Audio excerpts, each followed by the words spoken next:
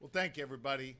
It is good to be back here at this hall, and it's wonderful to be back in northeastern Pennsylvania. Let me begin by thanking the mayor for her kind words of introduction, and let me also congratulate her on that great bond rating increase. That says a lot about the great stewardship that she and council and others are providing here in Scranton. We're proud of the work you're doing, and we're grateful to you. Thank you very, very much. And Pat, let me thank you and your members. Let me tell you why I wanted to be back here today. I think this is my second time in your hall in just a couple months. I wanted to be back here in Scranton today in the electric city because this is a place that understands what it means to be an energy leader. This is a place that has a legacy of extraordinary leadership. I wanted to be back here at 524 to talk about how we can build on that legacy alongside the women and men of organized labor and specifically the Pennsylvania building trades. Pennsylvania has long been a national energy leader. That story of leadership, it runs through this community. It runs through this region. It is in your blood right here in northeastern Pennsylvania. The first coal mine opened up in Pittston in 1775, a year before our nation was even founded. More than a century later, the coal industry, its spirit of energy leadership, attracted Americans and foreigners alike from across the country and around the world to move right here to the Wyoming Valley. Scranton earned its nickname, the Electric City, because in part it was the first city in American history to have electric streetcars, all powered by Pennsylvania's energy leadership. That legacy is something we should all be proud of all across this Commonwealth. The coal mines and the oil fields of northeastern and western Pennsylvania, it fueled the Industrial Revolution. It created good jobs, lifted people out of poverty, helped start the modern labor movement, and it made sure that folks could put food on the table for them and their families. It gave people a brighter future. It gave them real opportunity and freedom. When fascism threatened freedom overseas, our Commonwealth, it was here in Pennsylvania that we produced the energy that made the arsenal of democracy the most powerful manufacturing base in the world. And that, my friends, that freedom, that opportunity, that was powered by the Pennsylvania workers and Pennsylvania energy. We were, and still are, a people-powered economy. The members of Local 524 and the building trades across the Commonwealth, well, they carry on that legacy today, all across Pennsylvania, building the future of Pennsylvania energy. We've got to reject the false choice between protecting energy jobs and protecting the planet. We can do both. We must do both. And doing nothing at this moment is not an option. It is time that we together write the next chapter. And I came back here today to northeastern Pennsylvania to talk to you about that next chapter and to announce it right here in a union hall.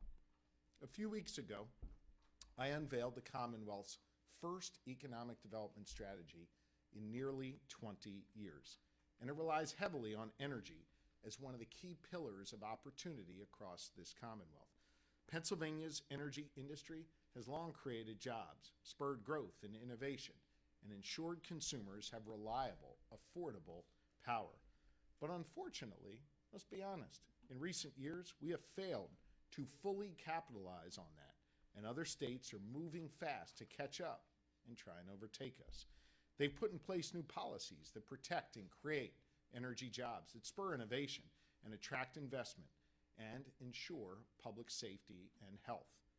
We need to be more competitive again in Pennsylvania, and we've got to rekindle that competitive spirit. That's why I brought together a working group of leaders from across the energy industry, organized labor, environmental groups, and consumer advocates to come up with a plan that would protect Pennsylvania's position as an energy leader and develop a comprehensive strategy for the future. I've made clear that any energy policy supported by my administration must meet a three-part test. First, it must protect and create energy jobs. Second, it's got to take real action to combat climate change. And third, it's got to ensure reliable, affordable power for consumers here in Pennsylvania now and long into the future. For the first time ever, all of those stakeholders came together around a table, including folks like Jackson Morris from the NRDC, Pennsylvania's consumer advocate, Patrick Cicero, and the president of the Pennsylvania Building Trades, Rob Baer, all of whom join us here today. Think about that. All of them are here today. All of them worked hard to get us here today. Folks said it couldn't be done, that we could bring three different interests like that together and communicate. Yet that's exactly what they've done and what we've done together. Despite their differences, they ultimately reached consensus in that working group, and they agreed to a cap and invest initiative built for Pennsylvania, by Pennsylvanians, and they determined that that is the right path forward for Pennsylvania. So today, I'm back here in northeastern Pennsylvania to announce my plan to create the Pennsylvania Climate Emissions Reduction Initiative, known heretofore as PACER, which will be established in legislation and run out of the Department of Environmental Protection. Let me explain to you how this will work. DEP will set a cap for the amount of carbon that large power plants can produce and release into the air here in our Commonwealth. In order to produce that carbon, the 55 or so power plants in Pennsylvania will have to purchase credits from the Commonwealth to offset the pollution that they are putting out. Let me be clear, this plan is tailored for Pennsylvania. We will not take direction from anyone outside of this Commonwealth. This initiative will be established by us, run by us, and benefit us. We will set our own cap. We will set our own price for those carbon credits. And we won't have any other state determining what is right for us here in Pennsylvania. You have to understand, because we produce so much energy here in the Commonwealth, we're able to export it to other states. Pennsylvania is in a unique position among all of our neighbors to be able to create a Pennsylvania-only system. Pennsylvania is the largest net energy exporter in the entire country. The largest net energy exporter in the entire country. Consider that for a moment. We export more megawatts of power than any other state in the United States of America.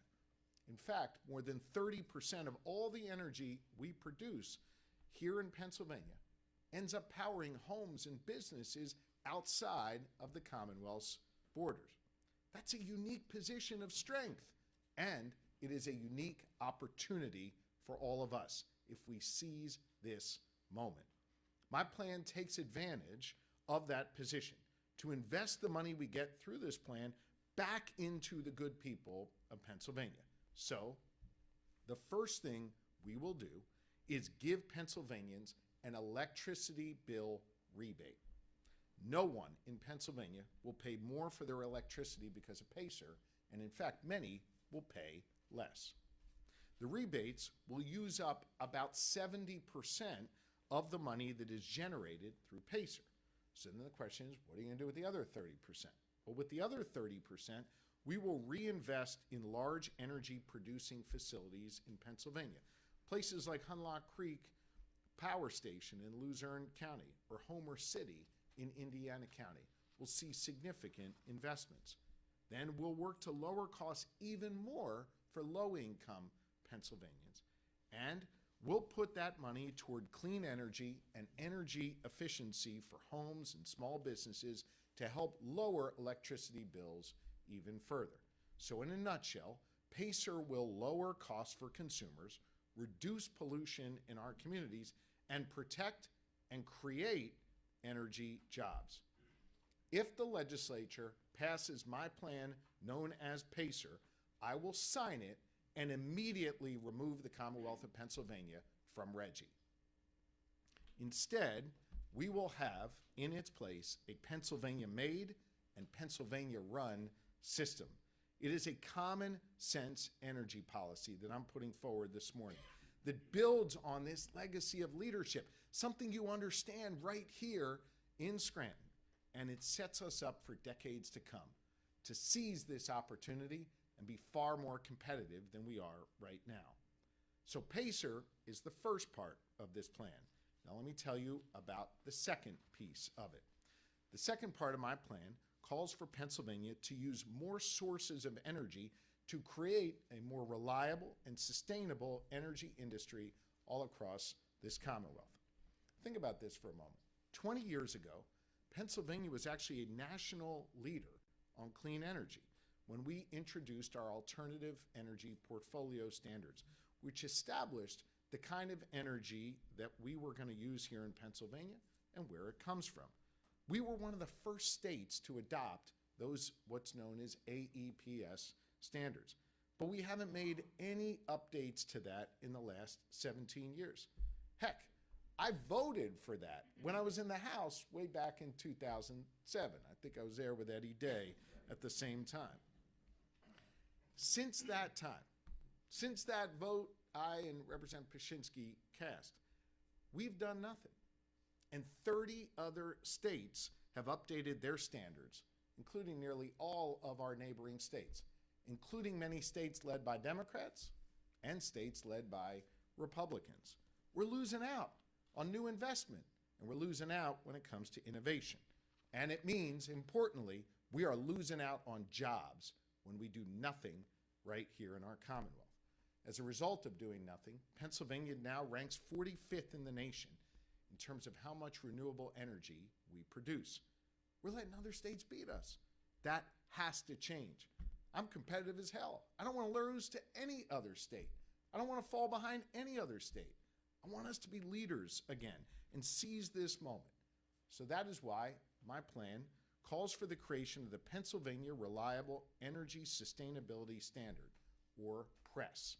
PRESS updates our energy standards and expands the tiers of what kind of energy sources can qualify. This is important because it creates a new market for clean energy, but not in a way that jeopardizes anyone's job or puts anyone out of work. It actually creates more jobs for pipe fitters, more jobs for steam fitters and boilermakers. And here's how.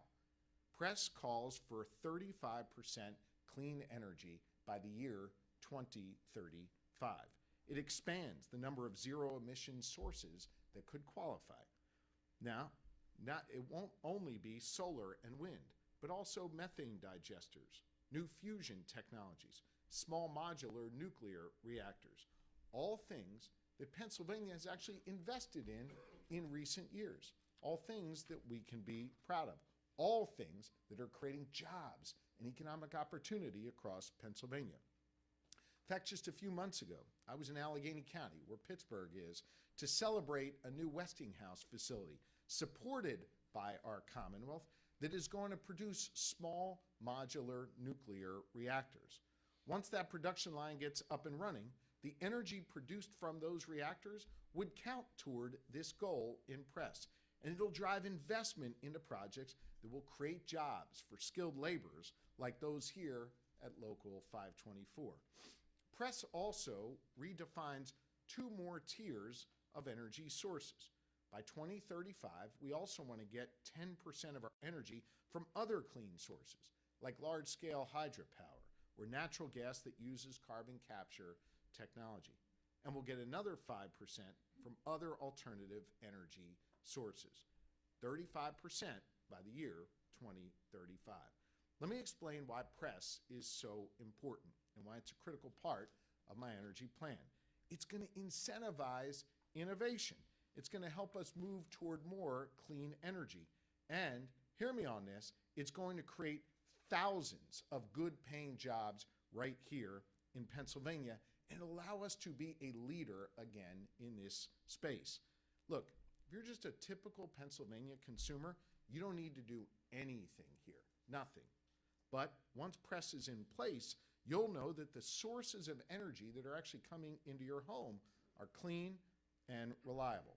Working with my colleagues in the General Assembly, we will introduce legislation to implement both PACER and PRESS in the next few days. Now, taken together, PACER and PRESS, the two components of my plan, will meet that three-part test, remember I talked about at the beginning. They will create energy jobs, it will cut costs, and it will protect our planet. Hear me on this. Over the next 5 years, this plan will save Pennsylvania consumers $252 million. At the same time, it will create 14,500 new jobs across this Commonwealth. And it will once again position Pennsylvania as a leader on energy, not a follower to other states. A place where we have been in the past and where we deserve to be again in the future. I just want to take a quick point of personal privilege. You heard me talk about the incredible work Rob Baer and his colleagues did on that working group. Well, a whole lot of folks in my administration did a whole lot of work on this over the course of the last year as we have been laboring in the vineyards to get us to this place.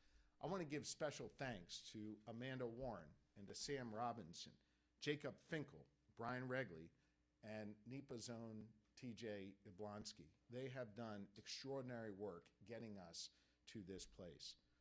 I'm mindful of the fact that energy is a challenging topic, and there's really passionate views on all sides of this.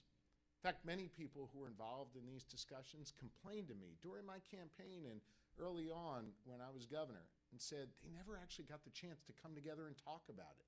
Even though they had strong positions, there was never this moment where they could talk, where they could figure out if they could see eye to eye. We created that space for them to do that, and they worked incredibly hard, the members of my team and the members of this working group.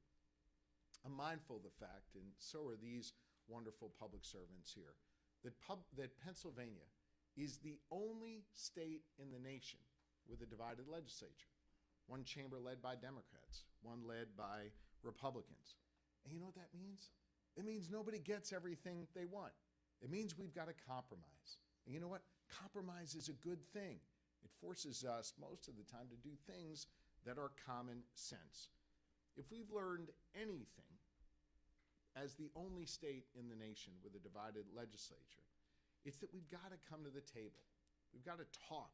We've got to engage. We've got to have the kind of hard conversations that these folks have had in order to do good for the good people of Pennsylvania. The plan I'm introducing, yeah, it's bold. It is big. It's going to require a whole lot of work. But now is the time to act. Now is the time to keep people coming together, to hear Democrat and Republican voices at the table, and to get stuff done for our fellow Pennsylvanians. I want to be really clear about something. Doing nothing is not an option. There are consequences to doing nothing. If those who propose to just sort of sit this out and do nothing have their way, well, you know what will happen? Consumers are going to end up paying more for their electricity bills if we do nothing. We also won't create enough jobs and opportunities for our businesses and our labor unions to evolve and grow over the next decade or more. We'll see more pollution and damage in our communities already suffering the impacts of climate change. If they choose to do nothing, they're choosing to be less competitive in an environment that demands us to bring excellence to the table every single day. They're choosing to fall behind if they choose to do nothing. I'm sick and tired of falling behind other states on energy, on economic development, on creating jobs and economic opportunity for folks. It's time to do better. It's time to do better in a multitude of ways, especially when it comes to energy. And it is long past time to take action in this space. It's time to take these common sense steps to cut costs, protect our planet, and create jobs. And that is exactly what my plan will do. So I'm calling on the legislature, members of both parties, to do their part, to come together, to find common ground, and to pass these two bills. Send them to my desk, and let's ensure that, again, Pennsylvania can be a leader amongst the other states all across this nation, that we can, again, power this great nation and this world with Pennsylvania labor and Pennsylvania energy. One of the important people who's been by my side throughout these tough conversations, who's helped us find common ground, who's helped make sure that we could have a plan that creates jobs in Pennsylvania, has been Rob Baer, the leader of the Pennsylvania Building Trades. And it's my pleasure to introduce him now for a few words. Thank you.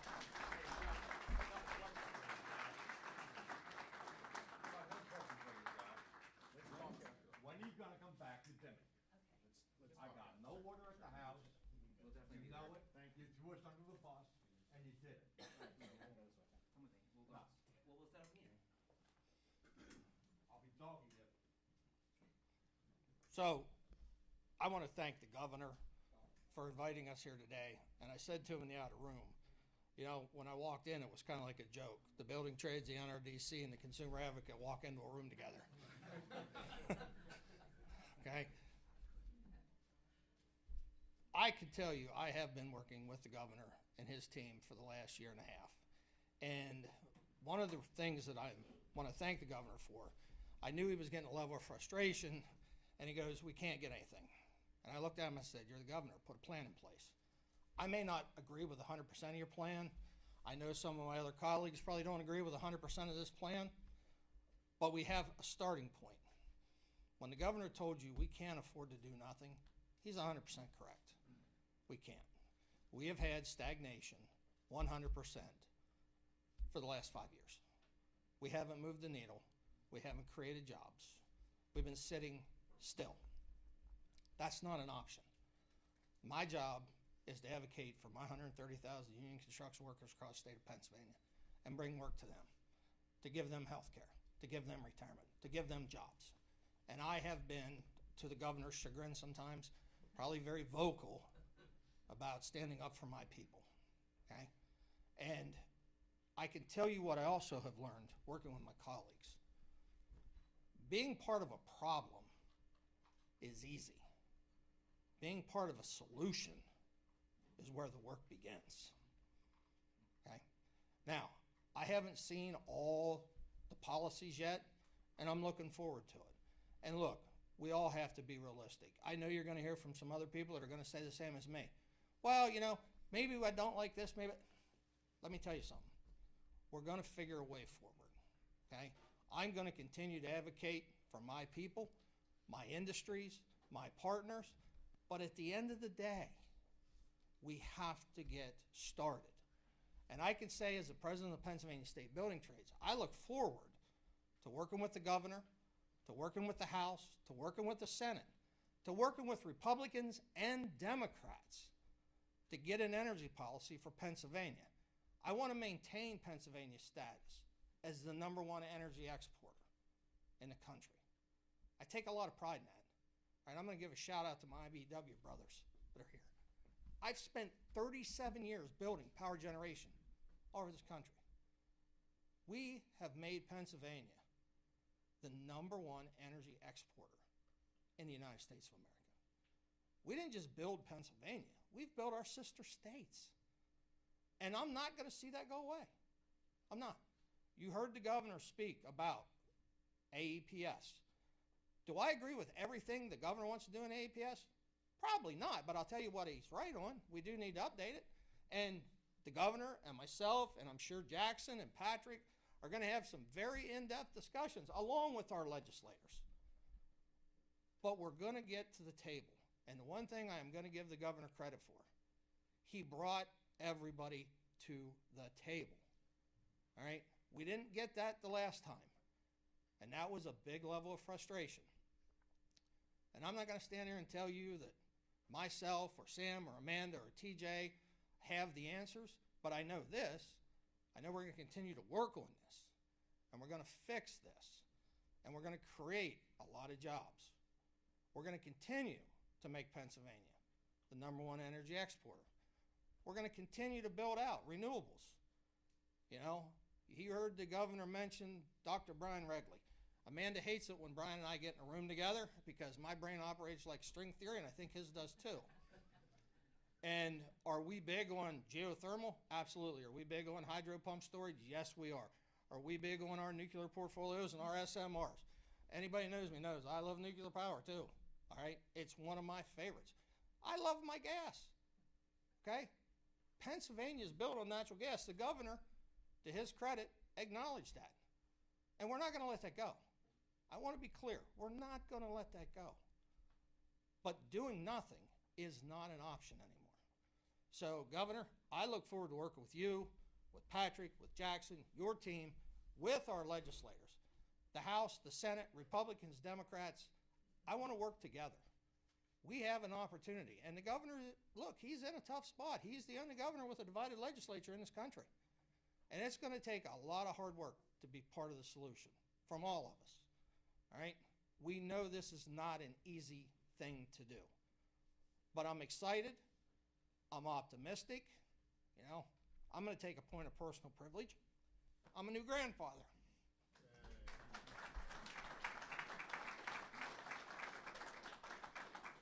I want to leave a state for my grandson to grow up in that he has a good job, he doesn't have to travel, he has clean air, he has clean water, and he has a future. That's my goal. And I never forgot our very first meeting when the governor put us all in a room. And he came to me because he knows I can be somewhat of a bully and a bullhead. And he said, Rob, I know today you're a no. He said, and I'm okay with that. But you got to give me a but. You can be a no, but you got to be a but. Okay. The man is open to suggestions and ideas. And that's all we can ask for. We haven't had that in the past. We have it today. We have an opportunity, and we're going to do it. All right? I want to thank y'all for coming here. I want to thank all my trades brothers for being here. Thank the press. I want to give a special shout out to my assistant, my Secretary-Treasurer, Mike Ford, who has taken up all the slack for all the time that I've been away from that office working on this. And I look forward to working with the legislature, both sides of that aisle, to get this done. And the next guy you're going to hear from has also been a guy that has been one tremendous advocate for the consumers of Pennsylvania. I have worked very closely with Pat Cicero the last year and a half, and we've had some very tough conversations. We've been apart on a lot of issues, but Patrick and I have also been able to find that ground, you know? And we don't have all the answers, but I can tell you this much. If I want a consumer advocate, I can't think of anybody better than Patrick Cicero. Patrick?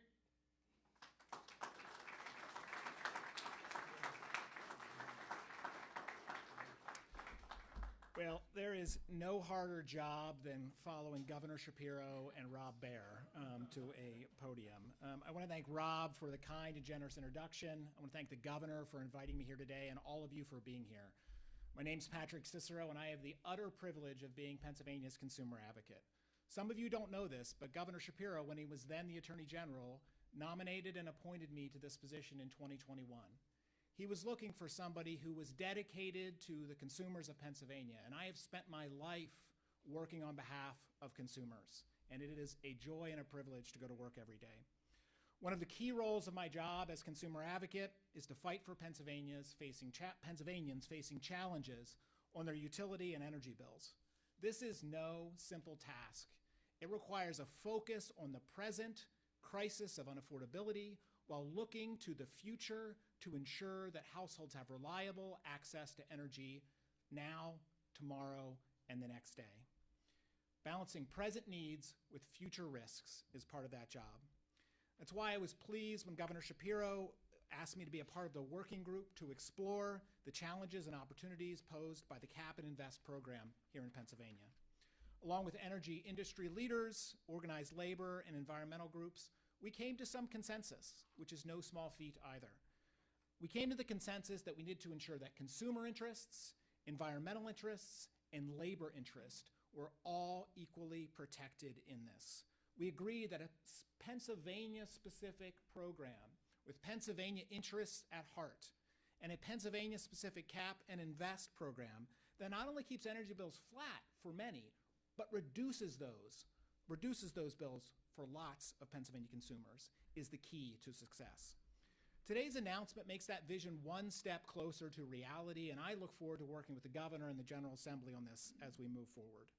Governor Shapiro's PACER program would drive 70% of the revenue back to Pennsylvania consumers on their energy bill. It would provide a rebate on their electricity bill. That is more than any other cap and invest program in the entire nation. This plan is projected to save Pennsylvania households, Pennsylvania ratepayers, more than $250 million on energy bills in the first 5 years alone.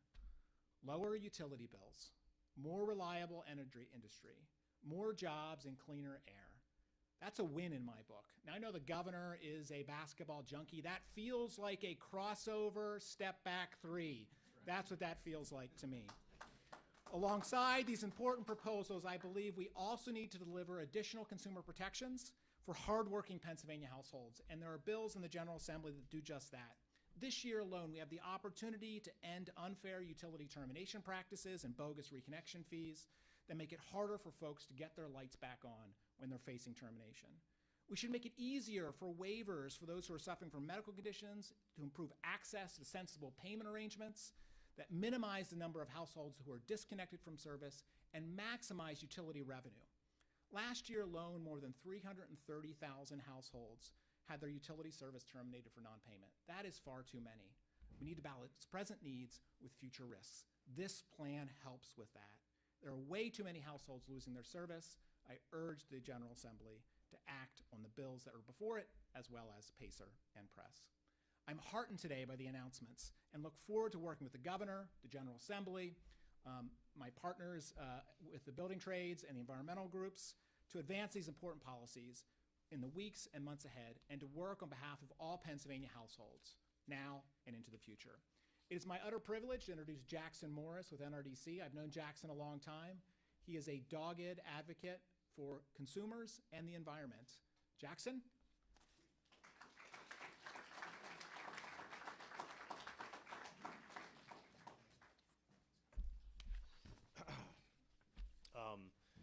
Good morning. Thanks for the governor inviting me to speak today. I also want to echo his thanks to his amazing team. I give a lot of credit to the governor, but I think he's only going to be as successful and as great at his job as the people that work with him. And they did tireless work. This was a lot of people go to the beach for the summer. The members of the working group decided to spend like 8-hour days in like conference rooms with no windows, although they did give us food and water, so there was that. But today, I mean, really excited to talk a little bit about this package that's put forward. I think it is nation leading, and it really can deliver a lot of promise for Pennsylvania. With Governor Shapiro's leadership on a bold carbon cap and invest program for the power sector along the lines of PACER, coupled with a recharged and ramped up clean energy standard along the lines of PRESS, we can make Pennsylvania a national leader on clean energy while creating a vibrant and equitable clean energy economy right here in the Commonwealth. As we've heard the governor and my friend Rob Baer and many others today, inaction is simply no longer an option. We can and must forge a path forward together that tackles climate change, protects consumers, and creates family-sustaining jobs. And with the tailwinds of the once-in-a-lifetime federal incentives for clean energy under the Inflation Reduction Act and bipartisan infrastructure law, there has literally been no better moment to seize this opportunity. NRDC continues to believe the Regional Greenhouse Gas Initiative, or RGGI, would deliver that future for Pennsylvanians and fully support the state's continued defense of that regulation in court. But we're also open and eager to explore alternative approaches, such as what's envisioned in the PACER legislation, that could deliver comparable emissions reductions while generating vital funding to reinvest in communities across the state. And we look forward to working with the governor, the legislature, and the diverse stakeholders you've heard from today to pursue that possibility. We, labor, environmentalists, and consumer interests, are all in this together. Because if we don't act now, Pennsylvania will be left behind. We need the legislature to act for Pennsylvania's energy jobs and to ensure our energy is clean and affordable. And done right, Pennsylvania could be the first and only major net exporter of increasingly clean electricity in the nation that also has a bold carbon cap and invest program on the books. Not only that, but our own analysis has shown that by adopting such a policy, combined with a strong clean energy standard, Pennsylvania could drive net carbon reductions across the entire PJM regional grid. From Scranton to Philadelphia to Pittsburgh and up to Erie, Pennsylvanians value their state. We know we want clean air, safe drinking water, and natural wildlands. And we can have all those things and a strong clean energy economy where families can thrive. NRDC is committed to working to make that promise into a reality for the Commonwealth. Our kids are counting on us to make it happen. Let's get to work.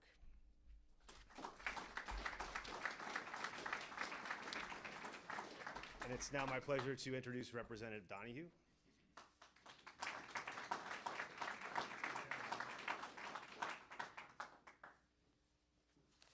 Thank you, and thank you to the governor for coming to the city of Scranton in the 113th district, especially in our high holy days of early March.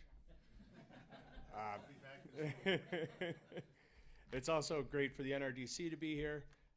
Pat Cicero, the consumer advocate, who's done tremendous work, and we've worked closely fighting water rate hikes recently, and he does great work throughout the state of Pennsylvania. Pat Dolan, Rob Baer, for advocating for your members and your workers all across the state of Pennsylvania. For years, discussions on energy policy have been a constant back and forth between the legislator and the governor, both previous and current, on whether Pennsylvania will participate in RGGI, what constitutes a tax versus a fee, and that list goes on. But as we stand here today, we're no closer to enacting a 21st century energy policy than we were 5, 10, or 17 years ago. That is why I commend the governor for convening a working group of labor, environmental and consumer advocates, and industry to develop an energy policy that meets his 3-part test: protecting and creating energy jobs, taking real action to protect our environment, and ensuring reliable, affordable power for consumers. Now is the time to have this discussion. Inaction is no longer an option. We owe our children a future that provides them an environment with clean air and clean water, reliable energy sources, and an economy that works for everyone. I believe that is the goal of the governor's common sense energy proposal, and I look forward to working with his administration and my colleagues to make this proposal a reality. And with that, I'd like to ask the governor to come up and take some of your questions. Thank you. Great. Take a few questions from the media. Yeah. Governor Shapiro, not from the media, how about from the citizens who you promised clean water in Dimock, Pennsylvania?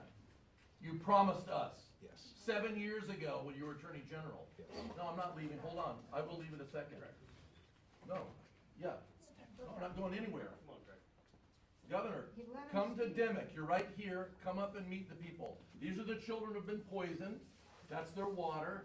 Okay? Yeah, Sam, you've had a chance when you were the governor's assistant. No, come on. I'm not harming anybody. I'm not harming. Don't touch me. Don't touch me. I want an answer. Are you going to come to Dimock today, Governor Shapiro? Thank you. I'm a 6th-generation landowner. My water was poisoned. Dimock's water's poisoned. We have poisoned water. I heard nothing from you today about people's bad water, and you know it. You investigated it with the Attorney General. 6 grand juries. You charged the company. Thank you. Thank you for being here. Okay. Appreciate it. When? Make a date. Tell me the date. Okay. Thank you for being here. That's the kids that are poisoned right there. I got pictures. Come outside. What's up? Thank you. I'm actually gonna leave too, because I had to move to New York because our water was poisoned and I got home when you became governor. So I'll leave too, thank you.